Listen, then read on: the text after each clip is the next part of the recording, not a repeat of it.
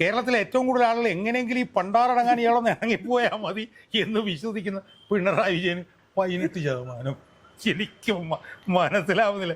എനിക്ക് ഈ സതീശനോ ഈ പറഞ്ഞ ആളുകൾ, ഞാൻ പറയാം, എന്തെങ്കിലും ഒരു സെൻസ് വേണ്ട ഇത് ചെയ്യുന്നതിന്. തൊണ്ട തൊടാതെ ഈ ഛർദിൽ വിഴുങ്ങുന്ന ഈ മാധ്യമ പുങ്കവന്മാരുണ്ടല്ലോ, ഉമ്മാർക്ക് എന്തെങ്കിലും ഒരു ബോധം വേണ്ടതാണ് ഞാൻ ചോദിക്കുന്നത്. 1413 പേര് മറുപടി പറഞ്ഞൊരു സർവേ എന്ന് പറഞ്ഞാൽ തന്നെ ചവറ്റുകൊട്ടയിലെടുത്ത് കളയാൻ പോലും ഇല്ല. ചവറ്റുകൊട്ടയ്ക്ക് പോലും പിന്നെ നാണക്കേട് തോന്നും. അപ്പം യഥാർത്ഥത്തിൽ വി ഡി സതീശനെ മുഖ്യമന്ത്രിയായി കാണണം എന്ന് ഈ സർവേയിൽ പറഞ്ഞിരിക്കുന്നത് 300 പേരാണ്. 300 പേര് മുഖ്യമന്ത്രി സ്ഥാനാർത്ഥിയായി രംഗത്തുണ്ടാവും എന്ന് നമുക്കെല്ലാവർക്കും ഉറപ്പുള്ള ശ്രീമാൻ രമേശ് ചെന്നിത്തലയുടെ പേര് ഇതിൽ ഒഴിവാക്കിയിരിക്കുകയാണ്, ഇതിലില്ല. അപ്പം അതിൻ്റെ അർത്ഥം ഈ സർവേ നടത്തിയ ഒരു നിശ്ചിത താല്പര്യക്കാരന് രമേശ് ചെന്നിത്തലയുടെ പേര് കാണുന്നത് പോലും ചതുർത്ഥിയാണ്. നമസ്കാരം. NDTV നടത്തിയ വോട്ട് വൈബ് എന്ന സർവേയിൽ അടുത്ത മുഖ്യമന്ത്രിയാകാൻ ഉള്ള യോഗ്യത ഏറ്റവും കൂടുതൽ വി ഡി സതീശനാണെന്നാണ് പറയപ്പെടുന്നത്, പുറത്തു വരുന്ന വിവരം. ഇത് വലിയ പ്രാധാന്യത്തോടു കൂടി മാധ്യമങ്ങളൊക്കെ റിപ്പോർട്ട് ചെയ്തു. എന്നാൽ എന്താണ് ഇതിലുള്ള വാസ്തവം? പൊതുവേ ജനപ്രീതിയില്ലാത്ത, ഈ കഴിഞ്ഞ 5 വർഷക്കാലമായി പ്രതിപക്ഷ നേതൃസ്ഥാനത്തിരുന്നു കൊണ്ട് ഒന്നും ചെയ്യാൻ കഴിവില്ലാത്ത സതീശനെ കേരളത്തിലെ ജനങ്ങൾ മുഖ്യമന്ത്രിയായി കാണാൻ ആഗ്രഹിക്കുന്നുണ്ട് എന്ന് പറഞ്ഞാൽ അത് എത്രത്തോളം വിശ്വാസയോഗ്യമാണ്? ആ സർവേയെക്കുറിച്ചൊന്ന് പറയാം. അതായത് നമ്മൾ ഈ തെരഞ്ഞെടുപ്പ് അടുക്കുമ്പോൾ ഇതുപോലെ പല പല സർവേകളും വരാറുണ്ട്. അതിന് പല പല ഉദ്ദേശങ്ങളും ദുരുദ്ദേശങ്ങളും ഉണ്ട്. പല പല ഉദ്ദേശങ്ങളല്ല, പല പല സതുദ്ദേശങ്ങളും പല പല ദുരുദ്ദേശങ്ങളും ഉണ്ട്. യഥാർത്ഥത്തിൽ അതുപോലുള്ള സർവേകൾ ജനങ്ങളുടെ മനസ്സിലേക്ക് ചില ധാരണകൾ കൊണ്ടുചെന്ന് കയറ്റുക എന്നുള്ളൊരു ഉദ്ദേശമാണ് അതിനുള്ളത്. എന്നാൽ തെരഞ്ഞെടുപ്പ് സർവേകളെ നമ്മൾ 2 തരത്തിൽ കാണണമെന്ന് എനിക്ക് തോന്നുന്നു. വളരെ ആധികാരികമായി തെരഞ്ഞെടുപ്പ് സർവേ നിരന്തരമായി നടത്തുന്ന സെൻറ്റർ ഫോർ ഡെവലപ്പിംഗ് സൊസൈറ്റീസ് എന്ന് കണ്ടാണ് ഒരു സംഘടന. യോഗേന്ദ്ര യാദവ് ഒരു സിഫോളജിസ്റ്റാണ്. ഈ തെരഞ്ഞെടുപ്പുമായി ബന്ധപ്പെട്ടുകൊണ്ടുള്ള പഠനത്താണ് സിഫോളജി എന്ന് പറയുന്നത്. സിഫോളജിസ്റ്റാണ്. ഇന്ത്യയിൽ ഏറ്റവും കൂടുതൽ വിശ്വാസയോഗ്യമായിട്ടുള്ള സർവേകൾ കഴിഞ്ഞ കുറേ നാളുകളായി നടത്തിക്കൊണ്ടിരിക്കുന്ന ഒരാളാണ് യോഗേന്ദ്ര യാദവ്. അദ്ദേഹം ഇപ്പം നടത്തുന്നുണ്ടോ എന്ന് എനിക്കറിയില്ല. അദ്ദേഹം ഇപ്പോൾ ഒരു രാഷ്ട്രീയ പാർട്ടി ഉണ്ടാക്കിയിട്ടുണ്ട്, സ്വരാജ് അഭിയാൻ എന്ന്. അദ്ദേഹം ഒരു കഴിഞ്ഞ 8-10 തെരഞ്ഞെടുപ്പുകളായി പിന്നെ ദേശീയ തലത്തിൽ ആരാണ് അധികാരത്തിൽ വരിക, ആരധികാരത്തിൽ നിന്ന് പോകുമെന്നുള്ളത്, പല സംസ്ഥാനങ്ങളിലും ഏത് പാർട്ടി വരും, ഏത് പാർട്ടി പോകും എന്നൊക്കെ പറഞ്ഞിട്ട് വളരെ ആധികാരികമായിട്ടുള്ള സർവേകൾ നടത്തുന്ന ആളാണ്. അപ്പോൾ ഈ സർവേകളെന്നൊക്കെ പറഞ്ഞാലുണ്ടല്ലോ, ഈ സർവേകളെന്നൊക്കെ പറഞ്ഞു കഴിഞ്ഞാൽ അതിനെ നമ്മൾ ലളിതമായിട്ട് നമ്മൾ കാണരുത്. അതിന് ഞാൻ പറയാൻ കാര്യം, ഞാനൊരു സാമ്പത്തിക വിദഗ്ധനായോണ്ടാണ് ഞാൻ പറയും. ഈ സർവേകളിൽ തന്നെ ഈ സർവേകൾക്ക് ഈ സാമ്പിളിംഗ് ടെക്നോളജി എന്നൊക്കെ പറഞ്ഞിട്ടുള്ള സാധനമാണ്. സർവേ നമ്മൾ ചെയ്യുന്ന സാമ്പിള് എന്ന് പറയുന്നത് വളരെ പ്രധാനമാണ്. ആ സാമ്പിൾ എന്താണ്? അതിനകത്ത് റാൻഡം സാമ്പിളിംഗ് എന്ന് പറഞ്ഞിട്ടൊരു രീതിയുണ്ട്. എന്താണത് എന്ന് പറഞ്ഞാൽ ആദ്യം 1 എടുത്താൽ പിന്നെ 10 എടുക്കും, പിന്നെ 10 എടുത്തു കഴിഞ്ഞാൽ 15 എടുക്കും, 16 റാൻഡമായിട്ട് നമ്മൾ സാമ്പിളുകളെ സെലക്ട് ചെയ്യും. 2 സ്ട്രാറ്റിഫൈഡ് റാൻഡം സാമ്പിളിംഗ് എന്ന് പറഞ്ഞിട്ടൊരു രീതിയുണ്ട്. അതെന്താണെന്ന് വെച്ചാൽ ഓരോ മേഖലകൾ എടുത്തിട്ട് അതിനകത്ത് സാമ്പിൾ എടുക്കും. ഇപ്പം പുരുഷന്മാർ, സ്ത്രീകൾ, മനസ്സിലായോ, അല്ലെങ്കിൽ SC/ST അല്ലെങ്കിൽ ഹിന്ദുക്കൾ, മുസ്ലിങ്ങൾ, അപ്പോൾ അതിനാണ് സ്ട്രാറ്റിഫൈഡ് റാൻഡം സാമ്പിളിംഗ് എന്ന് പറയും. അതുപോലെ തന്നെ അതല്ലാതെ ഉള്ളതിന് റാൻഡം സാമ്പിളിംഗ് എന്ന് പറയും. അപ്പോൾ അത്തരത്തിൽ വളരെ സങ്കീർണമായിട്ടുള്ള ഒരു സാമ്പിളിംഗ് പ്രക്രിയ ഈ തെരഞ്ഞെടുപ്പ് സർവേകളെ സംബന്ധിച്ചിടത്തോളം വളരെ പ്രധാനമാണ്. കാരണം എല്ലാ വിഭാഗങ്ങളുടെയും മൂഡ് എന്താണെന്ന് ഉള്ളത് മനസ്സിലാക്കണം. കാരണം സർവേകളിൽ പല പല ഭാഗങ്ങൾ വിട്ടുവിട്ട് പോകാൻ പാടില്ല, ഒന്നാമത്തെ കാര്യം. രണ്ടാമത്തെ കാര്യം, ആ എടുക്കുന്ന സാമ്പിളുകളോട് ചോദിക്കുന്ന ചോദ്യങ്ങളുണ്ട്, അത് വളരെ നിർണായകമാണ്. മനസ്സിലായോ? കാരണം എന്താണെന്ന് വെച്ച് കഴിഞ്ഞാൽ നിങ്ങൾക്ക് ഒരു പ്രത്യേക തരത്തിലുള്ള മറുപടി കിട്ടാൻ വേണ്ടിയിട്ടുള്ള ചോദ്യം നിങ്ങൾക്ക് വേണം ചോദിക്കാം. അതെ, നമ്മൾ ആഗ്രഹിക്കുന്ന അല്ലെങ്കിൽ നമ്മൾ പ്രതീക്ഷിക്കുന്ന ഒരു മറുപടി കിട്ടാൻ. അതിനാണ് ഈ നിയമഭാഷയിൽ ലീഡിംഗ് ക്വസ്റ്റ്യൻസ് എന്ന് പറയുക. അത് ശരി. അപ്പോൾ നിങ്ങൾ ഇന്നൊരു പ്രത്യേകതരം മറുപടി കിട്ടാൻ വേണ്ടിയിട്ടുള്ള ചോദ്യം. നിങ്ങളുടെ അച്ഛൻ്റെ പേര് ആരാണെന്ന് പറഞ്ഞാൽ അച്ഛൻ്റെ പേരല്ലേ നിങ്ങൾക്ക് പറയാൻ പറ്റുള്ളൂ. അത് ലീഡിംഗ് ചോദ്യം. മനസ്സിലായോ? അപ്പോൾ ആരൊക്കെ മുഖ്യമന്ത്രിമാരാകണം എന്നുള്ളൊരു ചോദ്യം നിങ്ങളോട് ചോദിക്കുകയാണ്. അതിനകത്ത് രമേശ് ചെന്നിത്തലയുടെ ചോദ്യം പേരങ്ങ് വിട്ടേക്കുക. അപ്പോൾ പിന്നെ അയാൾ വരില്ല. അപ്പോൾ അതുപോലെ ചോദ്യങ്ങൾ പ്രസക്തമാണ്, സാമ്പിളിങ് പ്രസക്തമാണ്, ഈ ചോദ്യങ്ങൾ ചോദിക്കാനായിട്ട് നിങ്ങൾ പോകുന്ന മേഖലകൾ പ്രസക്തമാണ്. ഇപ്പോൾ കണ്ണൂർ പാർട്ടി ഗ്രാമത്തിൽ ചെന്നിട്ട് CPM-നെതിരായിട്ട് എന്തെങ്കിലും ചോദ്യം ചോദിച്ചു കഴിഞ്ഞാൽ ആൾ മറുപടി പറയില്ല. മനസ്സിലായി? തൊട്ടിപ്പുറത്ത് ഇപ്പോൾ കോൺഗ്രസ്സിന് ഒരു സ്വാധീനമില്ലാത്ത ഒരു സ്ഥലത്ത് ചെന്ന് കഴിഞ്ഞാൽ നിങ്ങൾക്ക് കോൺഗ്രസിന് അനുകൂലമായിട്ടുള്ള അഭിപ്രായം നിങ്ങൾക്ക് കിട്ടിയെന്നിരിക്കില്ല. അതുപോലെ തന്നെ ചിലപ്പോൾ നിങ്ങൾ തൊഴിലാളികളുടെ ഇടയിൽ പിന്നെ ചിലപ്പോൾ ചെന്ന് കഴിഞ്ഞാൽ ചിലപ്പോൾ നിങ്ങൾക്ക് ഏതെങ്കിലും പാർട്ടിക്ക് അനുകൂലമായിട്ട് അല്ലെങ്കിൽ അപ്പം ആ നിലയിൽ ഈ സർവേ നടത്താനുള്ള സാമ്പിൾ ടെക്നിക്ക് അതൊക്കെ വളരെ വളരെ വളരെ വളരെ പ്രധാനം. അപ്പോൾ അത്തരം സാമ്പിളിംഗ് ടെക്നിക്കൊക്കെ വളരെ ഗൗരവത്തോടു കൂടി എടുത്ത് വളരെ നിഷ്പക്ഷമായി വളരെ ആധികാരികമായി സർവേകൾ പതിറ്റാണ്ടുകളായി ചെയ്തു കൊണ്ടിരുന്ന ആളാണ് സെൻറ്റർ ഫോർ ഡെവലപ്പിംഗ് സൊസൈറ്റീസിലെ യോഗേന്ദ്ര യാദവ് എന്ന് പറഞ്ഞാൽ അദ്ദേഹം യൂട്യൂബിലൊക്കെ ഇപ്പോൾ വളരെ പ്രശസ്തനാണ്.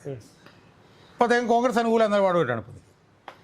പക്ഷേ അയാൾ നടത്തിയിട്ടുള്ള സർവേകളൊക്കെയാണ് ഞാനൊക്കെ പല തരത്തിലും ഒക്കെ നമ്മൾ ഉപയോഗിച്ചിട്ടുണ്ട്. എന്നാൽ ഇപ്പോൾ വരുന്ന സർവേകളുടെ പ്രത്യേകത എന്ന് പറഞ്ഞാൽ എന്താ? ഇപ്പോൾ വരുന്ന സർവേകളുടെ പ്രത്യേകത എന്ന് പറഞ്ഞു കഴിഞ്ഞാൽ ഞങ്ങളൊരു സർവേ നടത്തി, ആ സർവേയിൽ ഇത്ര ശതമാനം പേര് ഇത്ര പറഞ്ഞു, ഇത്ര ശതമാനം പേര് ഇത്ര നേതാവിൻ്റെ പേര് പറഞ്ഞു, ഇത്ര ശതമാനം പേര് ഇന്ന കാര്യം പറഞ്ഞു, ഇത്ര പേര് ഇന്നത് പറഞ്ഞില്ല എന്നൊക്കെ പറഞ്ഞുകൊണ്ട് കൊണ്ടുവന്നങ്ങ് അടയാളപ്പെടുത്തുക, കൊണ്ട് നമ്മുടെ മുമ്പിലേക്ക് അങ്ങ് ഇട്ട് തരും. ഇപ്പോൾ ഉദാഹരണത്തിന് NDTV നടത്തിയ വോട്ട് വൈബ് എന്ന് പറഞ്ഞൊരു സർവേ. ആ സർവേയിൽ 50% ആളുകൾ ഇടതുപക്ഷത്തിന് എതിര്, മുഖ്യമന്ത്രിയായിട്ട് 22% VD സതീശൻ, 18% പിണറായി വിജയൻ എന്നൊക്കെ പറഞ്ഞിട്ട് അത് അതുകൊണ്ടൊന്ന് നമ്മുടെ മുമ്പിൽ അങ്ങ് തള്ളുക. തള്ളിക്കഴിഞ്ഞാൽ അത് തൊണ്ട തൊറാതെ വിഴുങ്ങാനിരിക്കുന്ന കുറേ പൊട്ടന്മാരായിട്ടുള്ള കുറേ ദൃശ്യമാധ്യമങ്ങൾ അത് കിട്ടിയാൽ ഉടനെ തന്നെ അവർ എടുത്തു ചെയ്യുന്നു, അങ്ങനെ ചെയ്യുന്നു, ഇങ്ങനെ ചെയ്യുന്നു. അപ്പോൾ ഇതിൻ്റെയൊക്കെ പശ്ചാത്തലത്തിൽ വേണം നമ്മൾ ഈ NDTV നടത്തിയ വോട്ട് വൈബ് എന്നും പറഞ്ഞിട്ട് ഒരു സർവേ. NDTV ആണ് നടത്തിയല്ലെന്ന് എനിക്കറിയത്തില്ല.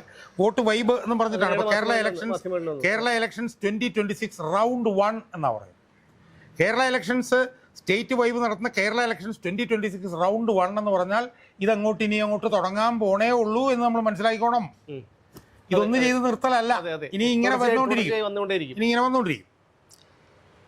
അപ്പോൾ അതിൽ പറയുന്നത് 51.9% പേര് ഭരണവിരുദ്ധ വികാരം, UDF 32.7% വോട്ട് ഷെയർ, LDFന് 29.3%, UDFന് 18 വയസ്സിനും 24 വയസ്സിനും ഇടയിലുള്ള 42% പേര് പിന്നെ UDFനെ പിന്തുണയ്ക്കുന്നു. വിലക്കയറ്റമാണ് ഏറ്റവും പ്രധാനപ്പെട്ട ഇത്. പിന്നെ രണ്ടാമത്തത് അഴിമതിയാണ്, മൂന്നാമത്തത് തൊഴിലില്ലായ്മയാണ്. അങ്ങനെയൊക്കെ അത് പോകുന്നു. ആരെയൊക്കെയാണ് ഈ സർവേയിൽ ഉൾപ്പെടുത്തിയിട്ടുള്ളത്? അപ്പോൾ അതിൽ ഒരുപാട് കാര്യങ്ങൾ അതിനകത്ത് പറഞ്ഞിട്ട് ഒരുപാട് ഗ്രാഫും ഹിസ്റ്റോഗ്രാംസും ഡയഗ്രാംസും ഒക്കെ കൊടുത്തിട്ടുണ്ട്. പക്ഷേ അതിലേറ്റവും പ്രധാനപ്പെട്ടതും ഏറ്റവും ദുരൂഹമായിട്ടുള്ളതും ഇതാരോ ഒരു നിക്ഷിപ്ത താല്പര്യക്കാരൻ ഇതിൻ്റെ പുറകിൽ പ്രവർത്തിച്ചിട്ടുണ്ട് എന്നും നമുക്ക് തോന്നുന്ന ഒരു കാര്യമാണ് ഇനി ഞാൻ പറയാൻ പോകുന്നത്. അത് രണ്ടാമത്തെ ചോദ്യമാണ്. ആദ്യത്തെ ചോദ്യം എന്ന് പറയുന്നത് how did U rate the overall performance of LDF government in the past 5 years? അത് കഴിഞ്ഞ 5 വർഷത്തെ ഇടതുപക്ഷ ജനാധിപത്യ മുന്നണി ഗവൺമെൻറ്റിൻ്റെ പ്രകടനത്തെ നിങ്ങൾ എങ്ങനെ വിലയിരുത്തുന്നു? അതിൽ വെരി പൂവർ 31, പൂവർ 20.9, അപ്പം 50.9 പേര് പൂറും വെരി പൂറും. എക്സലൻ്റ് എന്ന് 23.8, ആവറേജ് എന്ന് 11.8, അങ്ങനെ പോകും. രണ്ടാമത്തെ ചോദ്യമാണ് ഏറ്റവും പ്രസക്തം. അതാണ് ഈ തൊണ്ട തൊടാതെ മാധ്യമങ്ങൾ കിട്ടിയ വഴി ഈ ഛർദിൽ വിഴുങ്ങുന്ന പോലെ എടുത്ത് വിഴുങ്ങിയത്. അതാണ് ആ ചോദ്യം. എന്താണ് നമ്മൾ പ്രത്യേകിച്ച് കേട്ടോണം. How did you wish to see who do you wish to see as the next CM of Kerala? കേരളത്തിലെ അടുത്ത മുഖ്യമന്ത്രിയായി നിങ്ങൾക്ക് ആരെയാണ് കാണേണ്ടത്? അതിൽ ഉൾപ്പെടുത്തിയിരിക്കുന്ന ആളുകളുടെ പേരുകൾ ഞാൻ ആദ്യം വായിക്കാം, അത് കഴിഞ്ഞിട്ട് ശതമാനത്തിലേക്ക് പോകും. ഒന്നാമത്തത് പിണറായി വിജയൻ, രണ്ടാമത്തത് KK ശൈലജ, മൂന്നാമത്തത് MA ബേബി. അതായത് CPM-ൽ നിന്ന് 3 പേരാണ്. നമുക്ക് അതെടുത്തിട്ടൊന്ന് വിശകലനം ചെയ്യാം ആദ്യം. അപ്പം CPM-ൽ നിന്ന് 3 പേരെ മുഖ്യമന്ത്രി സ്ഥാനാർത്ഥിയായി കൊടുത്തിരിക്കുന്നു എന്ന് പറയുന്നതിനെ പൊട്ടത്തരാണ്. കാരണം എന്താണ്? CPM-ന്റെ മുഖ്യമന്ത്രി സ്ഥാനാർത്ഥി പിണറായി വിജയനാണെന്ന് CPM പ്രഖ്യാപിച്ചു കഴിഞ്ഞു. അതെ, അവിടെ പിന്നെ ശൈലജയ്ക്കും ബേബിക്കും പ്രസക്തിയില്ലല്ലോ. പ്രസക്തിയില്ല. അതെ, ഇനി ശൈലജയ്ക്ക് ഇച്ചിരി പ്രസക്തി ഉണ്ടെന്ന് പറഞ്ഞാൽ പോലും ബേബിക്ക് ഒട്ടുമില്ല. CPM-ന്റെ ദേശീയ ജനറൽ സെക്രട്ടറി ആയിട്ടുള്ള ബേബിയെ ഇവിടെ മുഖ്യമന്ത്രിയായിട്ട് കാണുക എന്ന് പറഞ്ഞു കഴിഞ്ഞാൽ തലയ്ക്കകത്ത് ആൾ താമസം ഇല്ലാത്തവനായിരിക്കും എന്നുള്ളതിന് ആർക്കാണ് സംശയം? അപ്പോൾ 2 കാരണങ്ങൾ കൊണ്ട് തന്നെ ഈ 3 പേരുകൾ തിരഞ്ഞെടുത്തത് തന്നെ അബദ്ധമാണ്. ഏതോ ഒരു നിശ്ചിത താല്പര്യക്കാരൻ്റെ ഒരു കഷണ്ടി തല അവിടെ പ്രവർത്തിച്ച് കാണുമോ എന്നൊരു സംശയം എനിക്കുണ്ട്. സുമേഷിൻ്റെ അല്ല. അതൊന്ന്. 2, ഇനി കോൺഗ്രസ് എടുക്കാം നമുക്ക്. കോൺഗ്രസിൽ 2 പേരുടെ പേരാണ് ഇതിനകത്തുള്ളത്. അല്ല, 3 പേരുടെ പേരുണ്ട്. അതിലൊന്ന് VD സതീശൻ, 2 ശശി തരൂർ, 3 KC വേണുഗോപാൽ. അവിടെയും പ്രശ്നങ്ങളുണ്ട്. അല്ല, ഞാനതിലേക്ക് വരാം. VD സതീശൻ മുഖ്യമന്ത്രി സ്ഥാനാർത്ഥി തന്നെയാണ്, അതിന് സംശയമൊന്നുമില്ല. എന്നാൽ KC വേണുഗോപാൽ താൻ മത്സരരംഗത്തില്ല എന്ന് പറഞ്ഞിട്ടുണ്ട്. നേരത്തെ തന്നെ അത് അദ്ദേഹം ഉറപ്പിച്ച് പറഞ്ഞിട്ടുണ്ട്. ശശി തരൂർ ഉണ്ടാവില്ല എന്നുള്ളത് നമുക്കറിയാം. കാരണം ശശി തരൂർ ഏത് സമയത്താണ് BJP-യിലേക്ക് പോകുമെന്ന് നമുക്കറിയാം. എന്ന് മാത്രമല്ല, ശശി തരൂർ MP ആണ്. വേണുഗോപാൽ പറഞ്ഞല്ലോ. പിന്നുള്ളത് VD സതീശൻ മാത്രം. പക്ഷേ ഇവിടുത്തെ ഏറ്റവും രസകരമായിട്ടുള്ള കാര്യം, മുഖ്യമന്ത്രി സ്ഥാനാർത്ഥിയായി രംഗത്തുണ്ടാവും എന്ന് നമുക്കെല്ലാവർക്കും ഉറപ്പുള്ള ശ്രീമാൻ രമേശ് ചെന്നിത്തലയുടെ പേര് ഇതിൽ ഒഴിവാക്കിയിരിക്കുകയാണ്. ഇതിലില്ല. അപ്പം അതിൻ്റെ അർത്ഥം ഈ സർവേ നടത്തിയ ഒരു നിശ്ചിത താല്പര്യക്കാരന് രമേശ് ചെന്നിത്തലയുടെ പേര് കാണുന്നത് പോലും ചതുർത്ഥിയാണ് എന്നാണ് അതിനകത്ത് നമ്മൾ മനസ്സിലാക്കേണ്ടത്. കാരണം എന്താണ്?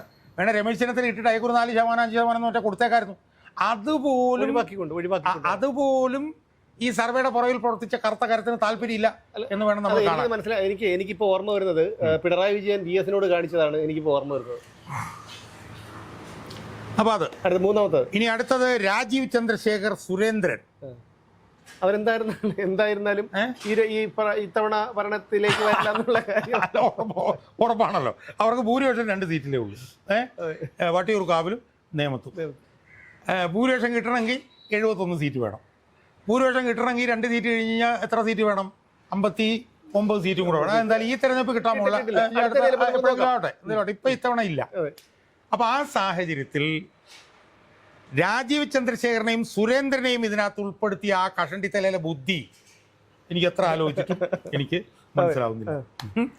അപ്പം എനിക്ക് തോന്നുന്നത് ഈ സർവേ നടത്തിയവന് തലയ്ക്ക് വെളിയില്ലാത്തതുകൊണ്ടായിരിക്കാം എന്ന് നമുക്ക് വിചാരിക്കാം. അല്ല, അത് മിക്കവാറും ഇത് കാണുമ്പോഴേ നമ്മൾ ഈ പണം കൊടുത്ത് നടത്തുന്ന സർവേ ആകുമ്പോഴത്തേക്ക് അത് കാണുമ്പോൾ ഇതങ്ങനെ പറയാൻ പറ്റുള്ളൂ. അതാണ് പണം കൊടുത്ത് നടത്തുന്ന സർവേ എന്നേ ഇതിനെ പറയാൻ പറ്റുള്ളൂ. ഞാൻ അങ്ങനെ എഴുതുന്നത്. അതാണ് ഞാൻ പറഞ്ഞത്. അതാണ് അതിനകത്ത് പ്രധാനപ്പെട്ട പോയിന്റ്. പണം കൊടുത്ത് നടത്തുന്ന സർവേയിൽ ഇങ്ങനെയൊക്കെ ചെയ്യാൻ പറ്റും. ഉദാഹരണത്തിന് യോഗേന്ദ്ര യാദവാണ് ഈ സർവേ നടത്തിയിരുന്നെങ്കിൽ ഒരു കാരണവശാലും യോഗേന്ദ്ര യാദവ് സമ്മതിക്കില്ല. ആരാണ് നിങ്ങൾ മുഖ്യമന്ത്രിയായി കാണേണ്ടത് എന്ന് ചോദിച്ചാൽ ഇന്നത്തെ സാഹചര്യത്തിൽ രമേശ് ചെന്നിത്തലയാണോ VD സതീശനാണോ എന്നുള്ള ചോദ്യം മാത്രമേ ഉള്ളൂ. കാരണം ശശി തരൂരും മത്സരിക്കുന്നില്ല, KC വേണുഗോപാലും മത്സരിക്കുന്നില്ല. മനസ്സിലായില്ലേ? ഇനി നമുക്ക് ശതമാനക്കണക്കിലേക്ക് വരാം. CPM-ൽ 3 പേരുടെ പേരുണ്ടല്ലോ. Pinarayi Vijayan, KK Shailaja, MA Baby. അതിൽ പിണറായി വിജയന് 18%. 18 ഉണ്ടല്ലേ? KK ശൈലജയ്ക്ക് 16.9. മുഖ്യമന്ത്രി തൊട്ട് പുറകെ നിർത്തിയിരിക്കുക. ബേബിയെ ഇട്ടെങ്കിലും ബേബിക്ക് 1.4 കൊടുത്തിട്ടുള്ളൂ. പിന്നെ എന്തിനാണ് ബേബിയെ ഇട്ടത്? കാരണം എന്താണെന്നറിയോ? അതാ പാത്രം കഴിയുണ്ടായിരിക്കും. അതെ, അങ്ങനെ ചിലപ്പോൾ പറയേണ്ടി വരും. കാരണം ഇപ്പം ഈ സർവേ ആയിട്ട് ഇപ്പം ഒരാളുടെ അടുത്ത് ചെല്ലും. ഇപ്പം ഉമേഷിൻ്റെ അടുത്ത് വരിക. ഉമേഷിൻ്റെ അടുത്ത് വന്നിട്ട് ഈ സർവേയിൽ ഇത്ര പേരാണ് മുഖ്യമന്ത്രി സ്ഥാനാർത്ഥികളായിട്ടുള്ളത്. അതിലൊന്ന് പിണറായി വിജയൻ, ഒന്ന് ശൈലജ, ഒന്ന് MA ബേബി എന്ന്. അതിലാരെയാണ് സുമേഷ് ഓപ്റ്റ് ചെയ്യുന്നത് വെച്ചാൽ സുമേഷിൻ്റെ ആദ്യത്തെ തിരിച്ചുള്ള ചോദ്യം എന്തായിരിക്കും? MA ബേബിക്ക് എന്താണ് ഇതിനകത്ത് കാര്യം? MA ബേബി പാർട്ടിയുടെ ദേശീയ ജനറൽ സെക്രട്ടറിയാണ്. അതിൽ ഇന്ത്യയിലെ എല്ലാ സംസ്ഥാനത്തെ പാർട്ടി നോക്കുന്ന ആൾ ഇവിടെ എങ്ങനെ മുഖ്യമന്ത്രി ആയിരിക്കും? ഇതല്ലേ സുമേഷ് ആദ്യമായിട്ട് ചോദിക്കുക? തീർച്ചയായിട്ടും. എന്നിട്ട് അവിടെ രണ്ടാമത് 16% അവർക്ക് കൊടുത്തിരിക്കുകയാണ്. ഇനി കോൺഗ്രസിലേക്ക് വന്നാൽ VD സതീശന് 22.4, KC വേണുഗോപാലിന് 6, ശശി തരൂരിന് 9. അപ്പോൾ കാശ് കൊടുത്ത് ചെയ്ത ആളുകളുടെ ഉദ്ദേശ ലക്ഷ്യം ക്ലിയർ ആണല്ലോ. കാരണം VD സതീശൻ്റെ അടുത്ത് പോലും വരുന്നില്ല ശശി തരൂരും KC വേണുഗോപാലും. 9%, 6% ഉള്ളൂ. സതീശന് 22%. ഇനി നിങ്ങൾ നോക്കൂ, രാജീവ് ചന്ദ്രശേഖരനെ സുരേന്ദ്രനെയും കൂടെ എടുത്തിരിക്കുന്നു. രാജീവ് ചന്ദ്രശേഖരന് 14.7. അപ്പം ഈ പൈസ കൊടുത്ത് ചെയ്തെങ്കിലും ഈ പൈസ മേടിച്ചവന് കുറച്ച് BJP ചായ ഉണ്ടോ എന്ന് സംശയം. 14.7. ആർക്ക്? അതെ, അതെ, ചന്ദ്രശേഖർ. രാജീവ് അവന് സുരേന്ദ്രനെ കണ്ണെടുത്താൽ കണ്ടുകൂടാ, കാരണം സുരേന്ദ്രൻ 2.6. അല്ല എനിക്ക് ഞാനിപ്പോൾ ഓർക്കണം എന്താ അറിയോ, ഞാൻ ഈ ഉച്ചയ്ക്ക് ചോറുണ്ടാൻ പോയപ്പോഴത്തേക്ക് ചോറെടുത്ത് വായിൽ വയ്ക്കുമ്പോഴാണ് ടി വിയിൽ ഇത് കാണുന്നത്. ചിരിച്ചിട്ട് ചോറ് മണ്ടേ കയറി വിട്ട പാട് ദൈവമേ. കാരണം സതീശനാണ് അടുത്ത മുഖ്യമന്ത്രി സ്ഥാനാർത്ഥിയാകാൻ വേണ്ടി ഏറ്റവും യോഗ്യൻ എന്നുള്ള ഈ സർവേ റിപ്പോർട്ട് വേണ്ടിട്ടാ. അതെ, ഞാൻ പറയുന്നത് സതീശന് 22. ഇനി ഏറ്റവും വലിയ തമാശ എന്താ, കേരളത്തിലെ ഏറ്റവും കൂടുതൽ ആളുകൾ വെറുക്കുന്ന, കേരളത്തിലെ ഏറ്റവും കൂടുതൽ ആളുകൾ എങ്ങനെയെങ്കിലും ഈ പണ്ടാറടങ്ങാൻ ഇയാളൊന്ന് ഇറങ്ങിപ്പോയാൽ മതി എന്ന് വിശ്വസിക്കുന്ന പിണറായി വിജയന് 18%. എനിക്ക് മനസ്സിലാവുന്നില്ല. എനിക്ക് ഈ സതീശനോ ഈ പറഞ്ഞ ആളുകൾ, ഞാൻ പറയാം, എന്തെങ്കിലും ഒരു സെൻസ് വേണ്ടേ ഇത് ചെയ്യുന്നതിന്? ഒരു സെൻസ് വേണ്ടേ? അതാണ് അത് സംബന്ധിച്ച്. ഇനിയിപ്പം പിന്നെ ഒരുപാട് കാര്യങ്ങൾ അതിനകത്ത് ഇമ്പോർട്ടൻറ്റ് ഇഷ്യൂസ് മറ്റത് മറിച്ചത് അങ്ങനെയൊക്കെ ഒരുപാട് കാര്യങ്ങൾ പറയുന്നുണ്ട്. ഞാൻ അതിനകത്തേക്കൊന്നും പോകുന്നില്ല. എന്നെ ഏറ്റവും അധികം ഞെട്ടിച്ചൊരു കാര്യം എന്ന് പറയുന്നത്, ഞാനിത് സ്ക്രോൾ ചെയ്തെല്ലാം പോയി കഴിഞ്ഞപ്പോഴത്തേക്ക് ഇതിൻ്റെ കീ ഫൈൻഡിങ്സ് മറ്റത് മറിച്ചത് പ്രയോറിറ്റി ഏരിയാസ് അതെല്ലാം കഴിഞ്ഞ് താങ്ക് യു എന്നും പറഞ്ഞിട്ടൊരു പേജുണ്ട്. ലാസ്റ്റ് ഒരു page, thank you prepared by AT vote vibe LLP എന്ന് പറഞ്ഞിട്ട് അതൊരു സ്വകാര്യ സ്ഥാപനമാണ്. വോട്ട് വൈബ് LLP അവരായിരിക്കും ചിലപ്പം പിന്നെ ഈ NDTVക്ക് വേണ്ടി നടത്തിയിട്ടുള്ളത്. അതിൽ ഈ ജെൻഡർ സ്പ്ലിറ്റ് എന്ന് പറഞ്ഞാൽ ആണുങ്ങളുടെ ഇടയിൽ 52%, പെണ്ണുങ്ങളുടെ ഇടയിൽ 48%, ജിയോഗ്രഫി റൂറൽ 52, അർബൻ 48 പ്രദേശം, SC/ST ഇത്ര ശതമാനം, ഏജ് പ്രൊഫൈല് മറ്റത് മറിച്ചത് എന്നൊക്കെ പറയുന്നുണ്ട്. എന്നെ ഏറ്റവും കൂടുതൽ ഞെട്ടിച്ചൊരു കാര്യം എന്താണെന്നറിയോ, സാമ്പിൾ സൈസ്. ഈ സാമ്പിൾ സൈസിനെ കുറിച്ച് പറയുമ്പോൾ ഉണ്ടല്ലോ, ഈ സർവേകളുടെ സാമ്പിൾ സൈസ് എന്ന് പറഞ്ഞാൽ വളരെ പ്രധാനമാണ്. ഒരു 100 കോടി ഉള്ള ഒരു സാമ്പിൾ, 100 കോടിയുള്ള ഒരു പോപ്പുലേഷൻ, അതിനകത്ത് 1 ലക്ഷം ചെയ്തുകൊണ്ടൊരു കാര്യമില്ല. അതെ, മിനിമം ഒരു 1% മിനിമം ആവുന്നില്ലല്ലോ. അപ്പം ഒരു ഇപ്പം ഞാൻ പറയും, ഇപ്പം കേരളത്തിൽ 3.5 കോടി ജനങ്ങളുണ്ട്. 4 കോടി കൂട്ടാ സാറേ, 2011 സർവേ 4 കോടി വിചാരിക്കാം. അതിലൊരു 3 കോടി പേര് വോട്ട് ചെയ്യുമല്ലോ. അതെ, ഒരു 3 കോടി പേര് വോട്ട് ചെയ്യുമ്പോൾ അതിൽ 10% അല്ല, 10% ഒന്നും വേണ്ട. 3 കോടി പേര് വോട്ട് ചെയ്യുമ്പോഴത്തേക്കും മിനിമം ഒരു 300 ലക്ഷം എന്ന് പറയുന്നിടത്ത് ഒരു 3 ലക്ഷമെങ്കിലും വേണ്ടേ? അതാണ് പറഞ്ഞത്. 1% 3 കോടി അല്ല, 3 കോടി ആകുമ്പോൾ 1% ഇല്ലേ? 3 ലക്ഷം. എന്നെ ഏറ്റവും കൂടുതൽ അത്ഭുതപ്പെടുത്തിയെന്നറിയോ, കേരളത്തിൽ ഇപ്പോൾ ഒരു 2-2.5 കോടി ജനങ്ങളെങ്കിലും വോട്ട് ചെയ്യുമെന്ന് വിചാരിക്കുക. എന്നാൽ സാമ്പിൾ സൈസ് എത്രയാണെന്നറിയാമോ? ഈ സതീശനെ മുഖ്യമന്ത്രിയാക്കിയ ഈ വോട്ട് വൈബിൻ്റെ സാമ്പിൾ സൈസ് കേട്ടാൽ സുമേഷ് ഞെട്ടരുത്. 1419 പേര്. 1419 പേരാണ്. പിണറായി വിജയൻ 18%, പിണറായി വിജയൻ 18%, ഷൈലേക്ക് 16.7%, VD ശേഷന് 22%. അപ്പം 1418, ഞാൻ പറഞ്ഞു നമുക്കൊരു വേറെ കണക്ക് കൊടുക്കാം. 1419 പേരിൽ 10% എന്ന് പറഞ്ഞാൽ എത്ര? 141 ആണോ? 1419 എന്ന് പറയുമ്പം 10% എന്ന് പറഞ്ഞാൽ 140 ആണ് 10%. 20% എന്ന് പറഞ്ഞാൽ 280, 22% എന്ന് പറഞ്ഞാൽ ഒരു 300 പേര്. അപ്പം യഥാർത്ഥത്തിൽ VD സതീശനെ മുഖ്യമന്ത്രിയായി കാണണം എന്ന് ഈ സർവേയിൽ പറഞ്ഞിരിക്കുന്നത് 300 പേരാണ്. 300 പേര്. അതാണ് ഇത്രയും ഉയർത്തി കാട്ടുന്നത്. എന്നിട്ട് വന്നിട്ടേ മറ്റേ മനോരമയിലെ ഒരു ഇതുണ്ടല്ലോ, ന്യൂസ് മേക്കറിൽ വന്നിട്ട് കാലം ഇതേ കാലഘട്ടം എഴുതിച്ചിരുന്നത് പറയാണ്. അപ്പോൾ നമ്മളിത് സത്യത്തിലുണ്ടല്ലോ, ഈ തൊണ്ട തൊടാതെ ഈ ഛർദിൽ വിഴുങ്ങുന്ന ഈ മാധ്യമ പുങ്കവന്മാരുണ്ടല്ലോ, ഉമ്മാർക്ക് എന്തെങ്കിലും ഒരു ബോധം വേണ്ടതാണ് ഞാൻ ചോദിക്കുന്നത്. 1413 പേര് മറുപടി പറഞ്ഞൊരു സർവേ എന്ന് പറഞ്ഞാൽ തന്നെ ചവറ്റുകൊട്ടയിലെടുത്ത് കളയാൻ പോലും ഇല്ല. ചവറ്റുകൊട്ടയ്ക്ക് പോലും പിന്നെ നാണക്കേട് തോന്നും ഈ സർവേ എടുത്ത് ചവറ്റുകൊട്ടയിലിട്ടാൽ. 1413, അതിൽ 300 പേരാണ് ഇയാൾ ഈ സതീശൻ മുഖ്യമന്ത്രി ആവണമെന്ന് പറഞ്ഞിട്ടുള്ളത്. അപ്പം എത്ര ഈ പറഞ്ഞ പോലെ തരം താഴ്ന്ന ഒരു നിലവാരത്തിലാണ് കാര്യങ്ങൾ പോകുന്നതെന്ന് നമ്മൾ നോക്കുക. എത്ര ഇതിനൊക്കെ കൊടുക്കാനുള്ള പണം, അതായത് പറഞ്ഞു, ഇതിന് എനിക്കറിയില്ല എത്ര കോടി കൊടുത്താണെന്ന് എനിക്കറിയില്ല. അല്ല, എന്തായാലും പണം കൊടുക്കാതെ നടക്കില്ലല്ലോ. പണം കൊടുക്കാതെ തരത്തിലുള്ള സർവ്വം എന്തായാലും നടക്കില്ല, സംശയമില്ല. പക്ഷെ എനിക്ക് തോന്നുന്നത് വെച്ചാൽ കഴിഞ്ഞ മാസം മറ്റേ നീല ജീൻസ് വിട്ട് പലവർണ്ണ കളറുള്ള ഷൂ ഒക്കെ കിട്ടി ദുബായിൽ പോയല്ലോ. അല്ല, പൈസ പിടിക്കാൻ പോയതാ, അത് പറഞ്ഞല്ലോ. അല്ല, എനിക്കത് മനസ്സിലാവാത്തൊരു കാര്യം, ഇതുപോലൊരു സർവേ യഥാർത്ഥത്തിൽ വന്നപ്പോൾ ഈ സതീശൻ എന്തെങ്കിലും ബുദ്ധി തലയ്ക്കകത്തുള്ള ആളായിരുന്നുവെങ്കിൽ ഇതുപോലൊരു സർവേ എന്നെ മുഖ്യമന്ത്രിയാക്കി ഉയർത്തി കാണിക്കുന്നതിൽ എനിക്ക് തന്നെ നാണക്കേടാണ്. കാരണം 2-2.5 കോടി പേര് വോട്ട് ചെയ്യുന്നിടത്ത് ഇവരുടെ റെസ്പോണ്ടൻസ് ഇവർ ചോദിച്ചിട്ടുള്ളത് 1400 പേരെടുത്ത്. ഇതെന്തൊരു റിപ്പോർട്ടാണെന്ന് മതി, ഇതെടുത്ത് വലിച്ചെറിഞ്ഞ് കളയണ്ടേ ഈ റിപ്പോർട്ട് കൊണ്ടുവരുന്നവരെടുത്ത്? അല്ല, ഈ മാധ്യമങ്ങളെ, ഈ ദൃശ്യമാധ്യമങ്ങളുടെ ഒരു ക്രൂരതയാണ് ഞാൻ ആലോചിക്കുന്നത്. എന്നാലും ചോദിക്കും, ആടിനെ പട്ടിയാക്കാൻ ഇവന്മാർക്ക് മടിയില്ല എന്നുള്ളത് ഒരു ഉളുപ്പും ഇല്ലാതെ ആൾക്കാർ ഇത് തലയ്ക്ക് വെളിവിലുള്ള ഇത് കാണുന്നുണ്ടെന്നും ഇവനിത് കണ്ട് ചിരിക്കുന്നുണ്ടെന്നും ഒക്കെ ഉള്ള ഈ മണ്ടന്മാരെ മനസ്സിലാക്കണ്ടേ? അപ്പം ഞാൻ പറഞ്ഞു വരുന്നത്, കാശ് നല്ലപോലെ കൊടുത്തിട്ടായിരിക്കുമല്ലോ ഇത് ചെയ്തത്. സ്വാഭാവികമായും തലയ്ക്കകത്ത് എന്തെങ്കിലും ആൾതാമസമുള്ള ആളാണെങ്കിൽ ഈ കാശ് മേടിച്ചിട്ട് ഇങ്ങനെ ഒരു സർവേ ചെയ്തുകൊണ്ടിരുമ്പോഴത്തേക്കും ഒന്നുകിൽ സുഹൃത്തെ ഇത്രയും കാശ് തന്നല്ലേ സുഹൃത്തെ, 1400 പേർക്ക് ഒരു 14,000 പേരെങ്കിലും ഒന്ന് സർവേ ചെയ്തിട്ട് നിങ്ങൾ കൊണ്ടുപോകാം. എന്തൊരു വൃത്തികേടാണ് നിങ്ങൾ കാണിച്ചു വെച്ചിരിക്കുന്നത്, ഇതെനിക്ക് തന്നെ നാണക്കേടല്ലേ എന്ന് ചോദിക്കുകയാണ് സത്യത്തിൽ തലയ്ക്കകത്ത് ആൾതാമസമുള്ള ആൾ ചെയ്യുക. ഇങ്ങനെയുള്ള ഒരാളാണ് കേരളത്തിൽ മുഖ്യമന്ത്രിയാവാൻ തീരുമാനിച്ച് ഇറങ്ങിയിരിക്കുന്നത് എന്ന് പറയുമ്പോൾ ഏതൊരു കല്യാണത്തിന് കണ്ട പോയിട്ട് ചെയ്തതാണ് കേട്ടോ. ഇനി ഒരു കാര്യം കൂടെ പറയാം. ഇതിപ്പോൾ എൻ്റെ ഇരിക്കുന്ന റിപ്പോർട്ട്, ഇതേ ഈ വോട്ട് വൈബ് എന്ന് പറഞ്ഞ സെറ്റുകാർ 2021-25 ജൂലൈയിൽ ബീഹാർ തെരഞ്ഞെടുപ്പുമായി ബന്ധപ്പെട്ടുകൊണ്ട് ചെയ്ത ഒരു സർവേയാണ്. അതിൽ how do you see the level of anti or pro incumbency with regards to CM Nitish Kumar led NDA government. അതായത് നിതീഷ് കുമാറിൻ്റെ നേതൃത്വത്തിലുള്ള NDA ഗവൺമെൻറ്റിൻ്റെ ഭരണവിരുദ്ധ വികാരത്തെക്കുറിച്ച് എന്താണ് നിങ്ങൾക്ക് പറയാനുള്ളത് ജനങ്ങളോട് ചോദിക്കുകയാണ്. ഉടനെ മറുപടി 48.5% പേര് ഭരണവിരുദ്ധ വികാരം, 48.5%.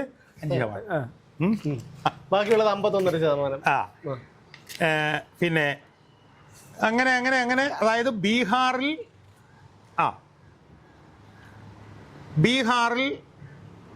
അതുപോലെ തന്നെ ഏത് പാർട്ടിയാണ് ബീഹാറിൻ്റെ ഓവറോൾ വികസനത്തിന് സഹായിക്കുക എന്ന് ചോദിക്കുമ്പോൾ മഹാഗഡ്ബന്ധൻ ഇന്ത്യ മുന്നണി 36%. തൊഴിലവസരങ്ങൾ ഏറ്റവും കൂടുതൽ ബീഹാറിൽ ഉണ്ടാക്കുമെന്ന് നിങ്ങൾ വിശ്വസിക്കുന്ന മുന്നണി ഏതാണ്? ഇന്ത്യ മുന്നണി 39.6%. ക്രമസമാധാന നില ഇയാളുടെ കാലത്ത് പിന്നെ താഴോട്ട് പോയോ? അത് താഴോട്ട് പോയത് 34% എന്ന് പറഞ്ഞുകൊണ്ട് ബീഹാറിൽ നീ നോക്കിക്കോ, who do you wish to see as. അപ്പോൾ ഇതാണ് കണക്കെങ്കിൽ എന്ത് സംഭവിക്കും എന്നുള്ളത് കേരളത്തിൽ നമുക്കൊന്ന് നോക്കാം. Who do you wish to see as CM of Bihar. ബീഹാറിലെ മുഖ്യമന്ത്രിയായി നിങ്ങൾ ആരെ കാണാൻ ആഗ്രഹിക്കും? 32.1% പേര് തേജസ്വി യാദവ്, നിതീഷ് കുമാർ 25%. ഇപ്പൊ നിതീഷ് കുമാറല്ലേ മുഖ്യമന്ത്രിയായത്? നിതീഷ് കുമാർ മുഖ്യമന്ത്രിയാവുന്നു. അപ്പം എന്ന് മാത്രമല്ല, അവിടെ കോൺഗ്രസിന് കിട്ടിയ MLA-മാർ എത്ര? 5-6 പേര്. ആ 5-6 പേര് ഇപ്പോൾ NDAയിൽ ചേരാൻ പോകുന്നതാണ് ഇപ്പോൾ കേട്ടത്. മനസ്സിലായോ?